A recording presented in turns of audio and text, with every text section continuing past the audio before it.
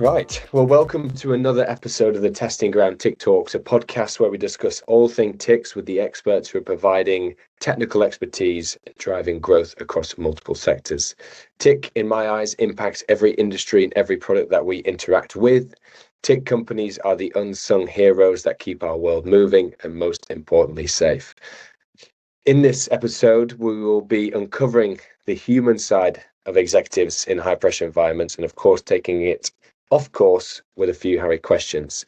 Today's episode, we are going down a slightly different route than before, and I'm very grateful to be joined by Benjamin Lambert, founder and CEO of Checkfirst AI, a TIC AI solution, a product that I believe every TIC business should be considering. Ben, welcome to the podcast.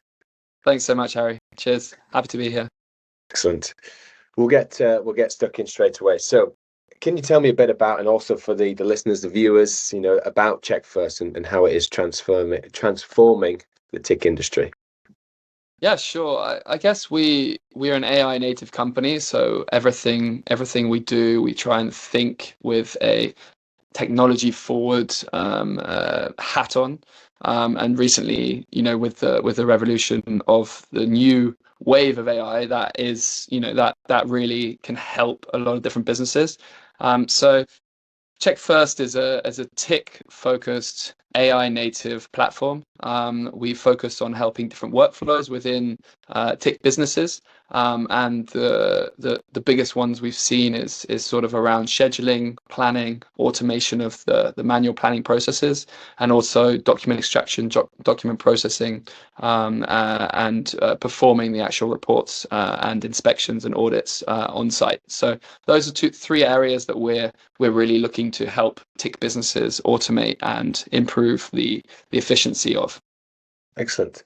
And I can imagine when you were growing up, Ben, you fully envisioned yourself being, an innovator and developing this TIC AI solution. But what inspired the creation? What made you go, okay, now it's time? Yeah, I've always sort of envisaged helping people, helping businesses, like make sort of like an impact that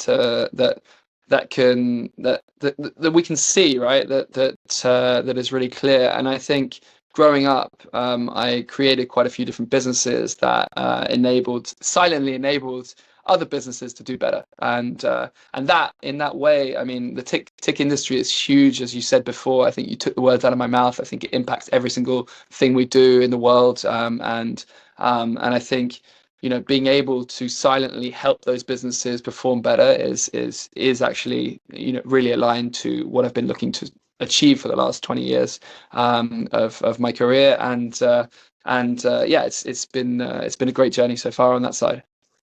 Excellent. And you touched upon the different areas and the kind of the different processes or different kind of tools that Checkfirst can, provide to a TIC solution. But when you're looking at the compliance management and inspection workflows, how does your technology enhance those for a TIC business? Yeah, so there's a lot of manual planning and manual scheduling that still happens. It's a pretty tricky and intricate business. There are a lot of different levels of competencies. There are a lot of different types of skills and different requirements from clients, and that for a human to do on their own is really tricky.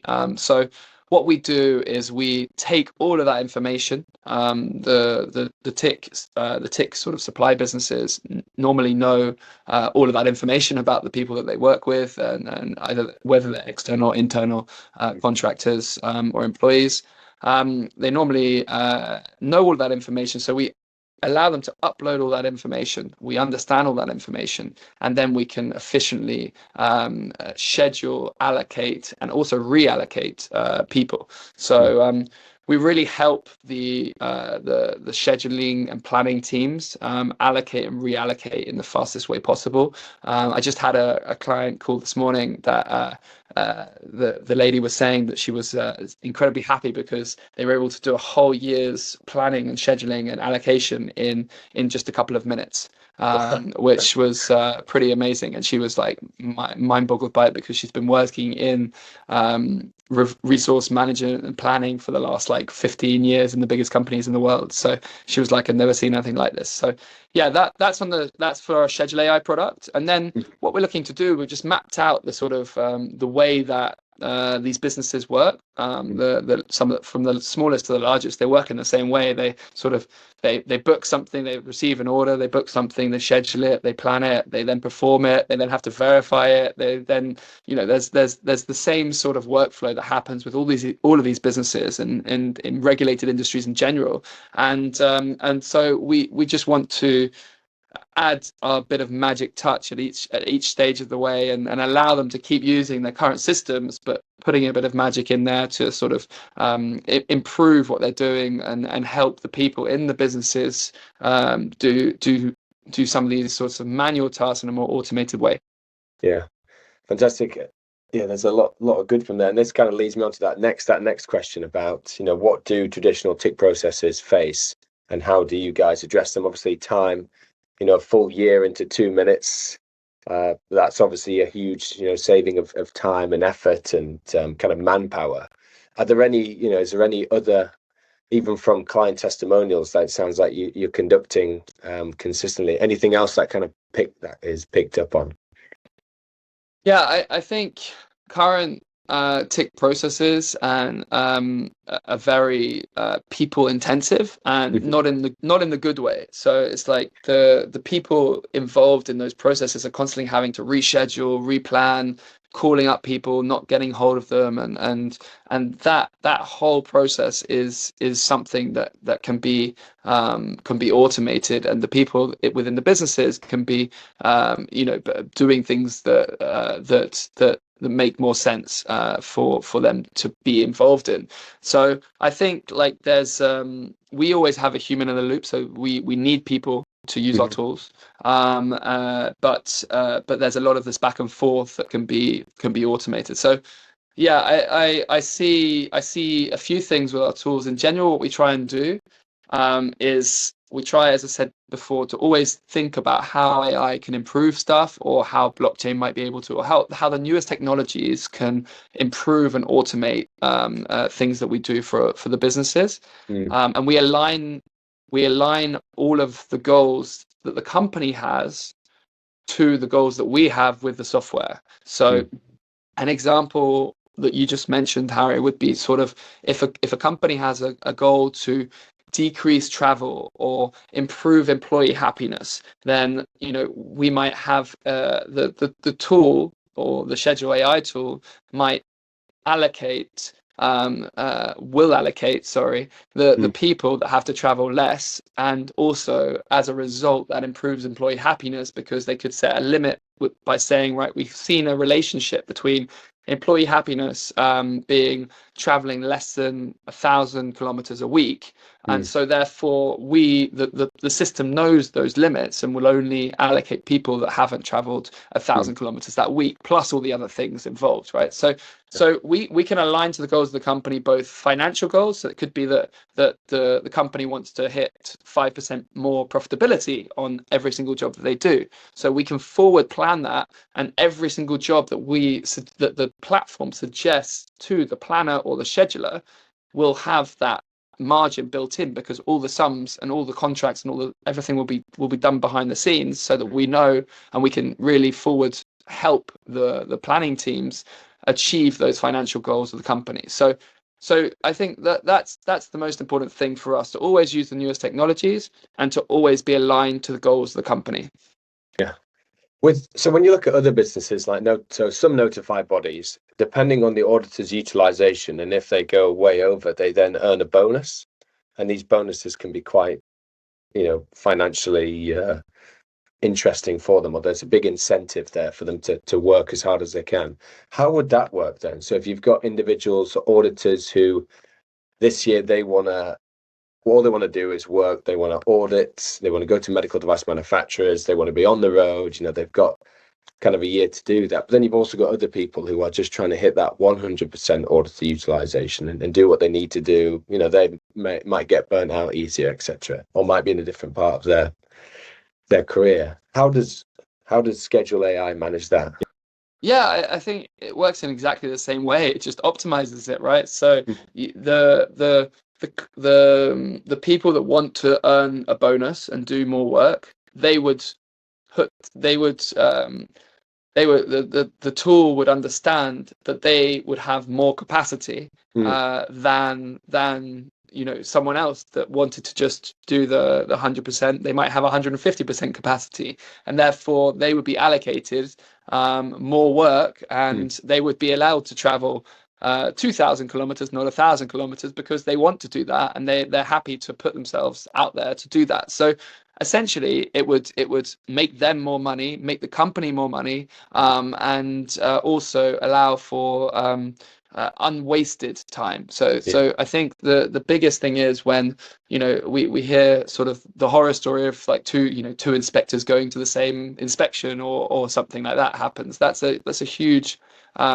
pain point for some of these businesses, because that's obviously a huge loss for the business on the job, and also just like it feels like a waste of time for the employee. I mean, everybody loses basically. So yeah, our Schedule AI just optimizes for all of the current goals that the business has and all of the current goals that the employees have to do that better. So it just helps it.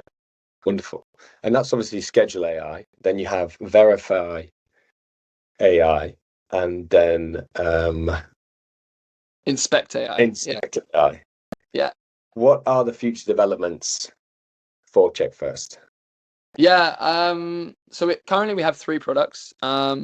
Really excited when clients want to take on all 3 products and build that into their system, because again, these are add-ons, they're not necessarily replacements of full system. They don't have to be, right? So we had 2 days ago we had an initial call with a client that wanted to implement all of the system across the board. So from scheduling, the scheduling part we've talked about enough. The verification part, what we do is it acts as a bit of a co-pilot. So essentially what that means is people that are looking to extract and process information, we do all of the sort of AI difficult bit, making sure that it's all the data secure, making sure that we choose the right models to use, and making sure that we give it back to you in a very structured way. So we take all of the unstructured data, it can be thousands of documents, it can be millions of data points, and we structure that and give it back to you. That's what we do for someone like UCAS,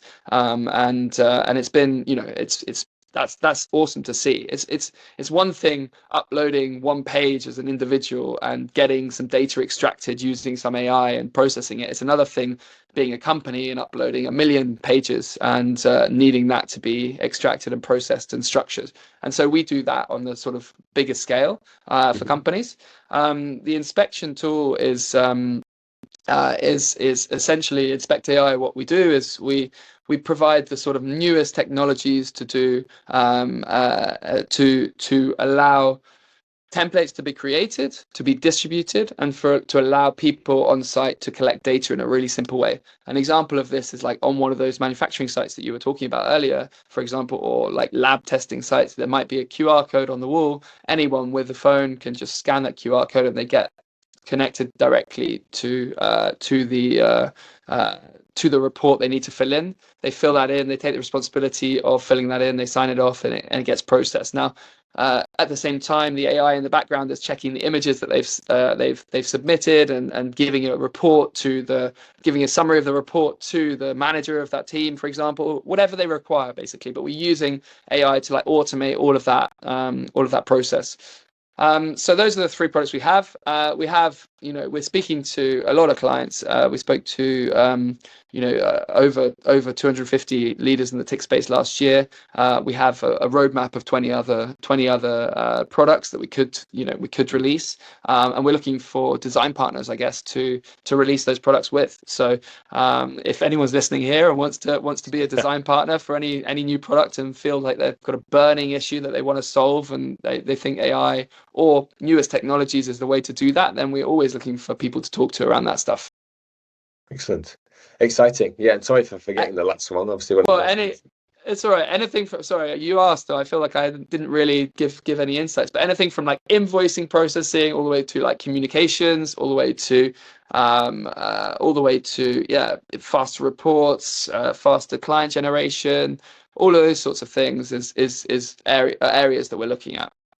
Excellent. Excellent. I'm sure there will be some listeners and some people with a burning desire to fix a problem and have not had the opportunity to discuss it with an AI TIC focused solution like Checkfirst. So very good. And obviously the TIC space, like we've agreed on, it impacts every product. It impacts every market that anyone interacts with. From the spaceships to rocket ships to windows to textiles to medical devices to cars, etc. But it is still, people are still, they wouldn't envision one day working in the TIC industry. It's something that a lot of people will fall into if they're a manufacturer. They see this kind of regulatory side. It's an amazing business. They're operating with different products every day. But what drew you into this world of compliance? Yeah, I grew up in the world of like furniture trade a bit, so sort of how the world worked from a trade perspective was always quite interesting. And then more recently, I was involved in a business where we were again doing commodity trading. I was a silent sort of involvement, so it wasn't something that I was openly involved with, but I was seeing all of these different processes and seeing the need for technology to improve stuff. And because some of the biggest companies in the world were basically making mistakes to me as a customer, but actually I could see that it wasn't really their fault, and they didn't really have the processes set up to do things better. So given that the industry was such a powerful, incredible industry, and as you said, powers everything we do and everything we purchase or touch basically in the world, it felt like a really good opportunity to work with some of these businesses to do things better so that they can provide all the way along that supply chain, let's call it, a better experience. So yeah, I guess my background is more in tech. So I've been a founder of a few different companies, and I've also helped a few different, let's call them early stage businesses, which were similar to Checkfirst. They were an API integrated solution, so it wasn't just like a replacing technology stack. No, it was like, how can we integrate something to improve what you already have, so it doesn't, with the least impact on your business from a negative standpoint, the least impact in terms of it doesn't take you a long time. It can change your business in a couple of weeks. We could change the whole outlook of the whole business. So that was like a really cool experience that I had with two different companies, and they went really well. And so yeah, basically just applying those theories and strategies to the TIC space, I thought was a really a no-brainer, and also something that we could see was a really big desire from the companies in the space. And how have those experiences shaped your approach to innovation in the TIC world? We listen. We listen a lot. There's a lot of knowledge that can't be let's say learned from reading. So we speak to a lot of the industry experts, industry people that have been in the industry for many years, and we have a lot of design partners, as I mentioned. I call them design partners. They're people that have done interviews with us and given us insights into how different things work in different ways and how it could be bettered. And then what we do is we go away and we test stuff, and we build stuff quickly and test it. We look to really get ensure that the innovations that we're creating are making a difference to the companies, not just making a multiple difference to the companies, not just improving it a bit. And so that's I think where we've come back to Schedule AI is, the tool within a few weeks can compare itself back but like fivefold probably, and make a huge difference to every single one of the company goals, from financial to ESG goals. It's really cool. And so that sort of impact is like what drives me. And so like making sure that we deliver innovative products like that is really what drives what we're doing. Yeah. Excellent. And you sometimes you look, people would look at the TIC world and think that it is sometimes slower to kind of be up to date with current, benefits, or not current benefits, but utilizing the technology that is available. So do you see that with TIC businesses sometimes being a little bit reluctant to wanting to use this buzzword, AI, and this amazing, technology advancement? Or? I think historically it sounds like that was the case. So moving from pen and paper to a more bespoke model because there was nothing out there to buy, then moving to like SaaS products, but not really finding what you wanted what they wanted from the SaaS products, therefore moving back to a bespoke model where they'd invest millions in a bespoke system. And the truth of it is like many other sectors, like TIC businesses on the whole aren't technology businesses. So why should they focus on building technology when they're not technology businesses? They focus on making the world run, not what tech to use to make themselves work efficiently. So I think that's that whole pain of investing probably millions per company in bespoke services and investing in trying to implement SaaS that didn't really fit, and even now implemented doesn't really fit.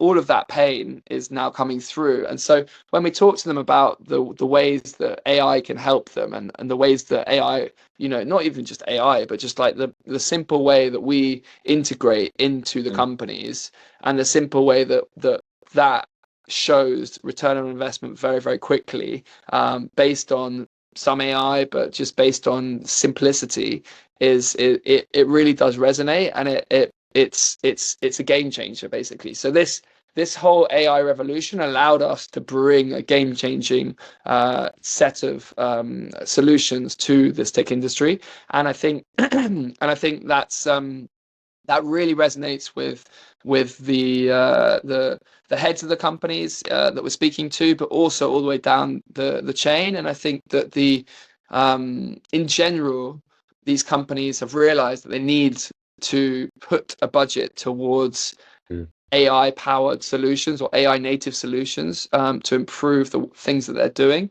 And for us anyway, the one place we keep coming back to that it all starts is the scheduling, planning and allocation, because without that nothing else happens. So we're really happy to be helping many clients all over the world in many different languages as well, and all that sort of stuff. Like all of this is relatively easy for us to achieve just with the types of technologies that are out there.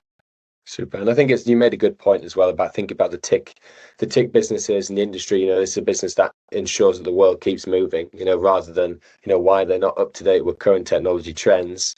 Makes sense. But it's good to hear that businesses are now allocating, some of their budget towards exploring these technology solutions. So that's great. And, when I'm talking to business leaders as well, they're going through their career, there's always a couple of lessons that they've learned in their time that have been able to shape them and maybe look at things a bit differently, or take a step back. What have been kind of the unexpected lessons of starting Checkfirst and working with the TIC sector? Yeah, I think when I was working in the sort of international trade space a bit before starting Checkfirst, I got burnt basically, and the reasons for getting burnt wasn't just because the companies were trying to burn me. It was because the scheduled person to come and do an inspection wasn't there. Therefore, someone else replaced that person. They didn't have the right qualifications. The data that was captured wasn't correct. The audit that we got from a factory wasn't double checked and wasn't correct. And therefore, all of these places cost me to lose a huge amount of personal money that I couldn't afford to lose. So that was really tricky. That caused a few years of a lot of pain and a lot of risk. And from that, I just sort of saw, like, if this is happening to me, and I'm such a small time person, I'm sure it's happening across the world, and started digging deeper. And so yeah, I guess that experience definitely was painful. The other main one, to be honest with you, was we came into the industry speaking to lots of these companies, and they all seem to want to use an inspection tool that helped them collect data faster and more efficiently. But it wasn't a problem. It was just something they wanted to use. So we were building new features for Nice. Inspect. Yeah, we were nice to have with Inspect AI, and we, at the beginning of last year, we had to make a call, and we saw that we were nice to have, and we are like, okay, we can't be a nice to have. That doesn't work. That doesn't drive people, and it also just doesn't make an impact. Basically, like it's not, we're not really changing stuff. We're just making it slightly better, and so we went back to the drawing board. We paused everything we were doing. We had to sort of convince all of our investors that we shouldn't be making any money. We should just be focusing on understanding more. And so that's when we interviewed sort of over 250 leaders in the space and really understood that scheduling and allocation and the whole planning process was something that was still a huge problem in the TIC space and across regulated markets. And it's something that we really, really knew how to do, and we're really excited to get our teeth stuck into. Super. And I think as well, just seeing the TIC space is still not doing what your product can give actual real benefit. I think there are other any technical field service based industry, so calibration, test and measurement, controlled environment, all these areas that kind of touch upon, which are incredibly interesting from a PE space. Anything like that where you have individuals, inspectors going out, field service, test, repair, maintenance. So yeah, I think I mean, highly regulated industries as well that have like complex different competencies and different factors that mean that they can do something or can't do something. That is where our tools are amazing. And also where there are, which in general there always are, like the rescheduling or reallocations, right? Like my daughter's sick, I need to pick her up from school. Who's going to replace me? Well, if I take Harry to replace me, then all of these other clients are affected, so I can't take Harry, but maybe I should take Chris, who's closer, and actually I can see he's closer. All of that thought process is automated through AI. And that just changes the game. And that can be last minute, that can be to win clients, that can be that can basically just impact so many different things. That can improve the employee happiness. If you change Harry then has to feel like he's let down 9 different clients. Like that's pretty bad for Harry. Whereas if you change Chris, actually it's only 2 clients, and you can explain why, and it's a lot easier. And by the way, Chris is going to cost less because he's in the area. The AI knows that. Boom, booked. Boom, sent an email straight to the client to say Chris is going to be your new inspector. He's turning up at this time. So that whole process is automated through Schedule AI, and that really impacts the business. And just at a click of a button as well. Just as a click, you don't even have to click a button. You basically, you don't even have to click a button. So as soon as Ben cancels because he needs to go and pick up his daughter, the planner would receive all of the options to replace Ben without even clicking a button. And then you have to click a button, and then it schedules the whole thing. Yeah. So it always have like a human in the loop when it's being approval. There's different stages of approval. The AI is always just a suggesting tool, so it just it just gets rid of all that work at the beginning. It's like when you're looking for flights and you want to book a flight. Imagine like before any of these sorts of flight comparison sites, you'd have to go into each individual airline and try and find out and all that sort of stuff. That doesn't happen anymore, right? And so it's a similar type of thing. Wonderful. And bringing it to the kind of recruitment side of it, then with Checkfirst, how do you envision the growth from a headcount perspective? Do you have geographies in mind, skill sets? What are you looking at from that kind of headcount growth and strategy for this year? Yeah, I mean, my theory has always been to to recruit great people, and great things will happen. So in general, we definitely want to double the team this year. That's one of the things that we have on the list. We're about 20 at the moment, so I think we'll end the year at around 35 or 40, probably 35. I think with AI these days, I think there's a lot of great things that can be improved with AI. So therefore, having lean teams that really understand AI and understand how to improve things using AI. I think that is really that is going to be one of our games, especially as we're selling it. We should really be living it. So yeah, I see that sort of growth for the next year or so. I see us, I see us growing in different geographies for sure. I love languages. I speak a lot of languages, and so I definitely see the benefit of having sort of a cultural fit when you're talking to clients, and it's been a big thing that's helped us so far. So yeah, I see that being a global recruitment process. We're a remote first team. We've got some locations where we work, but we're not really restricted on that. I do have a push for hiring different people that think differently from each other. I think that so far we've spent many years hiring same sort of the people that you hire next are the same. They look the same and they act the same as the people in the company. And I think that's that can be really powerful. But I think also I definitely want to always feel challenged. And I know I love speaking to my co-founders because we all come from a different perspective, and so they're both technical, but they're also from different countries and different ethnicities and stuff like that. And I think all the challenges and all the different ways that we think about stuff and understand the solutions we're delivering is so much more powerful because of that. So I'll continue to hire in that way. Wonderful. And an Englishman living in Portugal, how is that? Yeah, it's great. I moved here 8 years ago, so we have a sort of sales and marketing HQ in Lisbon Centre.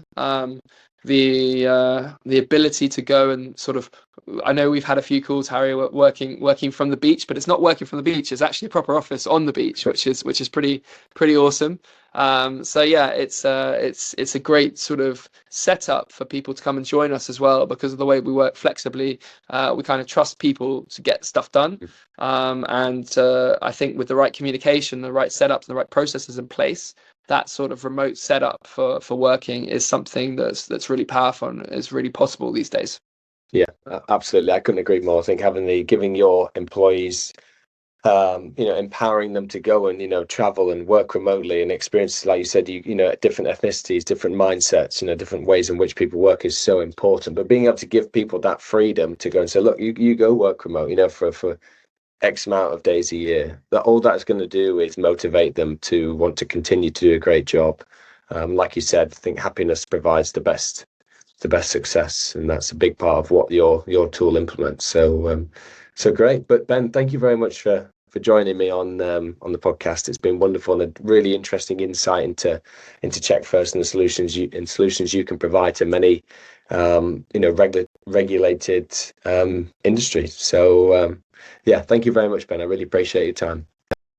Yeah, thanks so much. And yeah, anyone that's listening, feel free to reach out. I'm pretty easily contactable on LinkedIn or anywhere else. And yeah, happy to chat through any problems, any thoughts you have, and hopefully we can help you with some of your challenges that you're facing. Excellent. And all the links and stuff will be in the bio as well. So but great. Well, thank you, Ben. Thank you for joining. Don't be shy. Cheers.